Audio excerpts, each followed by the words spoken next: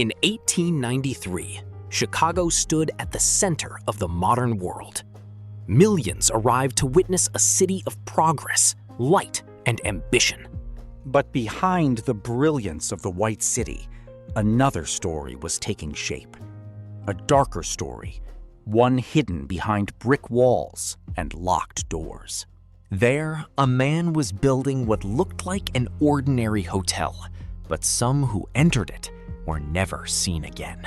His name was H.H. Holmes, and this would become one of the most disturbing true crime legends in American history. But H.H. Holmes wasn't his real name. He was born Herman Webster Mudgett in 1861 in a quiet town in New Hampshire. From an early age, he was described as intelligent, calm, and unusually charming. He studied medicine at the University of Michigan, where he gained detailed knowledge of the human body. But even then, there were signs that something wasn't right. Holmes had already begun experimenting with deception, insurance fraud, false identities, and carefully constructed lies. Long before the hotel, he was learning how to manipulate trust. In 1887, Holmes purchased a vacant lot on the south side of Chicago. At first, it seemed like any other construction project. Brick by brick, the structure began to rise. But Holmes approached the building differently. He frequently fired workers, replaced them, changed the plans. No single contractor ever understood the full design. Walls were added, rooms were divided, passageways were altered. What appeared to be a hotel was slowly becoming something far more complex.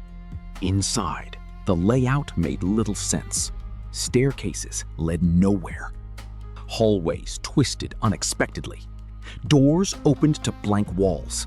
Some rooms had no windows. Others could only be locked from the outside. Hidden between the walls were narrow passageways, allowing someone to move unseen through the building. To a guest, it felt unusual, confusing. But to Holmes, every detail had a purpose. And that purpose extended beyond the walls, down into the very foundations of the building. Beneath the hotel, the basement served a far darker function. There were large furnaces, chemical containers, dissection tables. It was here that Holmes could eliminate any trace of what had happened upstairs. The design allowed bodies to be transported discreetly through hidden chutes built into the walls, from guest room to basement, without ever being seen. Some rooms were fitted with gas lines, controlled from a separate location. With a simple turn of a valve, Holmes could fill a room without ever stepping inside. The guest would never see him, and he would never be seen. Holmes did not rely on force. He relied on trust. Many of his victims were young women, drawn to Chicago by opportunity. He offered them employment, promises of stability, even marriage. Some disappeared shortly after arriving. Others were persuaded to sign insurance policies, naming Holmes as the beneficiary. When they vanished, he collected the payout. To the outside world, he remained respectable, successful, charming, untouched by suspicion. Holmes did not allow anything to go to waste. With a background in medicine, he understood the value of the human body. Medical schools at the time were in constant demand for anatomical skeletons, and acquiring them legally was expensive. Holmes saw an opportunity. After a victim was eliminated, the body could be stripped, cleaned, and prepared. The skeleton would then be carefully assembled, packaged, and sold to medical institutions. On paper, it appeared legitimate, a shipment of educational material, a transaction between professionals. But behind each skeleton was a life that had quietly disappeared. For Holmes, it was simply another source of income, another calculation, another profit. Holmes' downfall did not begin in Chicago. It began with a missing child, When insurance fraud charges brought him under suspicion, detectives began to look deeper.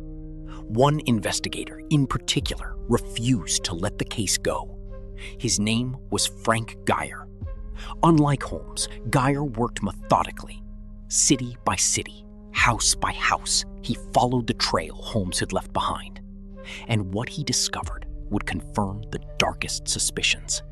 In 1895, Holmes stood trial in Philadelphia. The courtroom was crowded. Reporters filled the benches.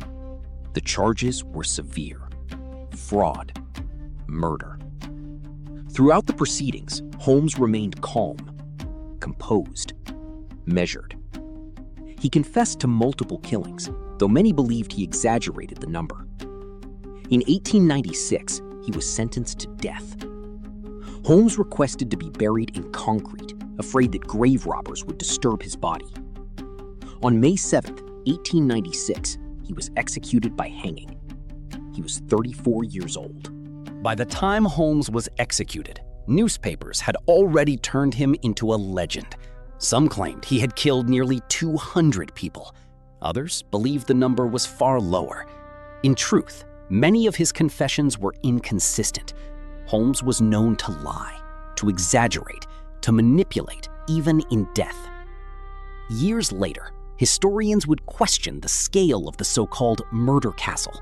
Was it truly a labyrinth of death? Or had sensational journalism amplified the horror? What remains certain is that lives were lost, families were destroyed, and a man once seen as charming and respectable left behind one of the darkest chapters in American crime. The headlines faded. The facts remain. People died.